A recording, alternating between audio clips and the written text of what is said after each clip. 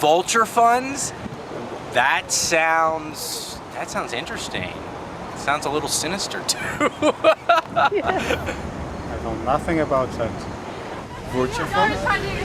When you hear the word vulture funds, what do you think?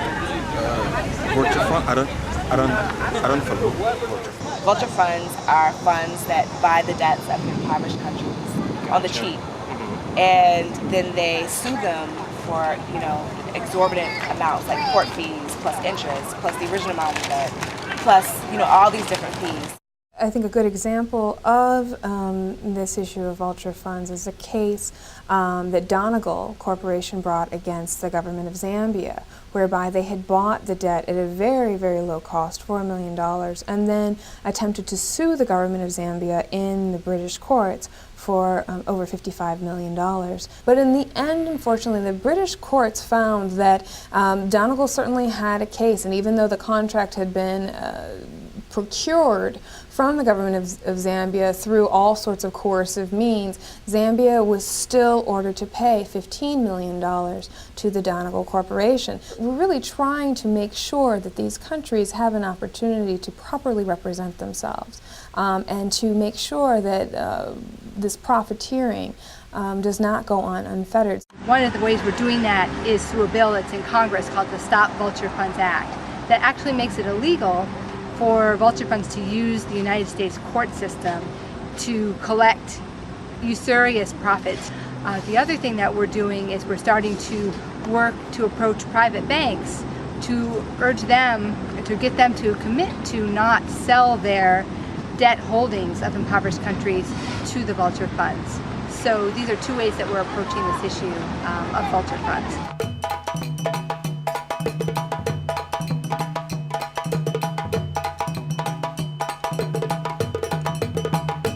Jubilee USA's central initiative in this 7th year has been the Cancel Debt Fast, which officially concludes today.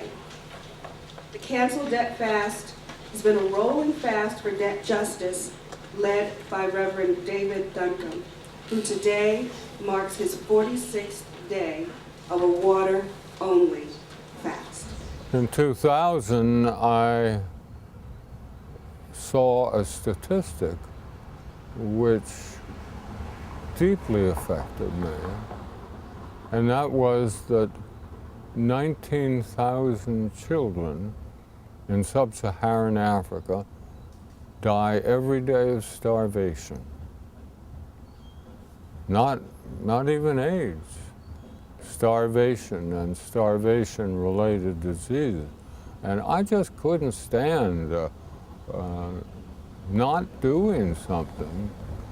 The purpose of the fast is really to allow someone who is in the state of starvation to confront a congressperson or their staff as a living person and not as simply a statistic.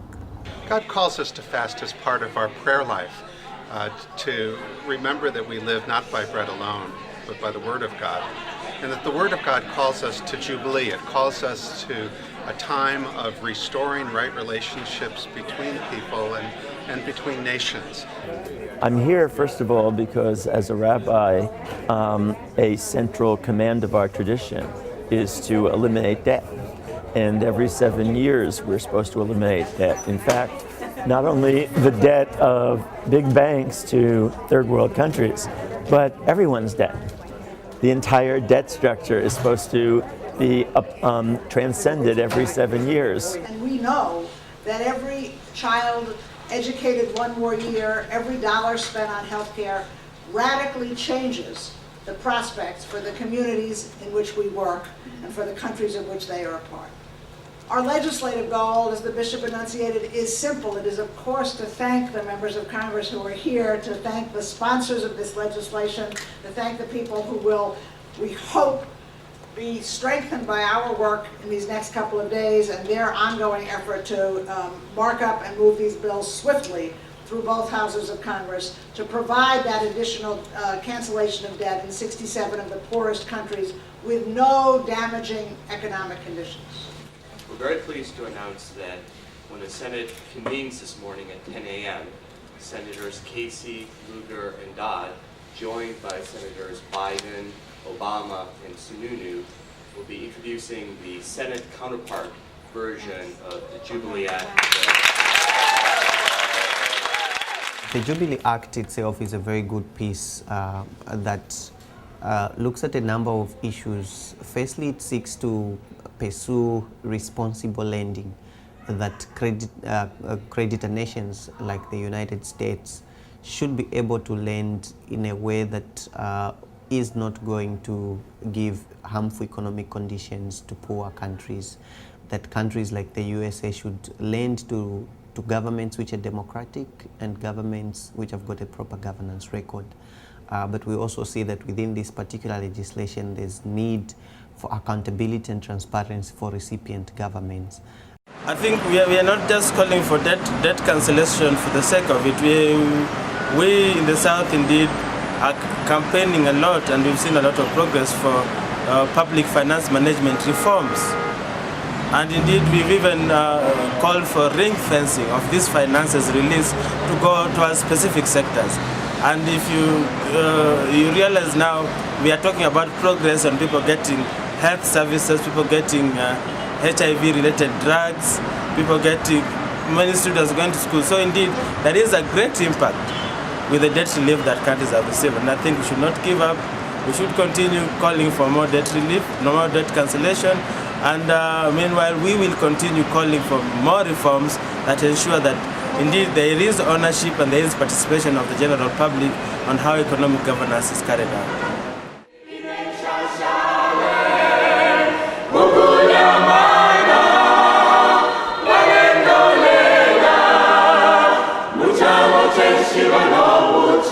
It's a global responsibility that we join hands together. We should try to have abject poverty by 2015, which is a Millennium Challenge goal. Citizens in the wealthiest countries, the biggest countries, putting pressure on their own governments to get the debts canceled. That's the way we've achieved the successes so far, and that's the way we think we're going to achieve further successes and get more debt cancellation for more countries.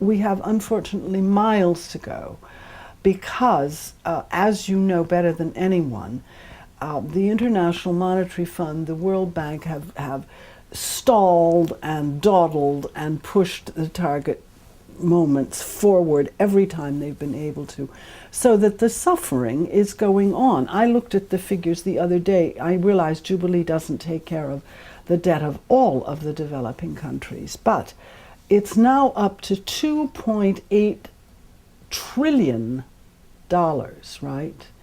Which is, in fact, it's 250 billion more than last year. So people who think that this crisis is finished are absolutely wrong. Injury to one child is an injury to all of us.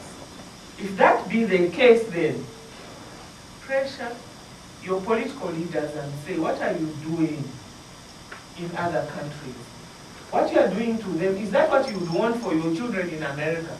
If that is not true, that is what you would not desire for an American child, why do you think others desire it for their children? That is your responsibility.